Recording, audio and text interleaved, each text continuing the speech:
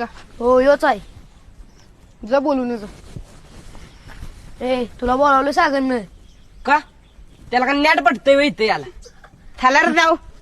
ह्याला ऐकलेला का तुझ्या सागरला चालत नाही व्हय आम्ही का काट लागल्यात. ए चला रे.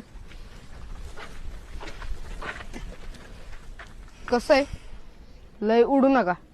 का लय सोसत नाही हो तुला. ये बढ़िया था गुरु.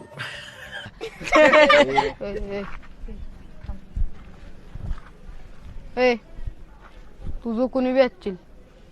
कसं आहे तुझं गाव हाय लांब आणि इथं काय झालं बिलं म्हणजे आई बापाच्या डोसक्याला ताप होईल. कळलं का? भाई साहब कुछ ज्यादा नहीं हो गया ये? मतलब कुछ भी. ए आणि तू कोण आब्या का फिब्या?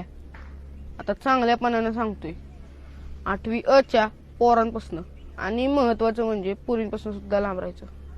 कळलं का? जे करायचं आहे ना ते आपापल्या तुकडीत. रुको जरा सबर करो. कर रे शाळा काय इकत घेतल्यास वय. आता तर मुद्दाम 8वीच्या तुकडीतच येऊन बसशील. येऊन दाखवू की म्हणजे कळेल शाळा कोणाची आहे ते.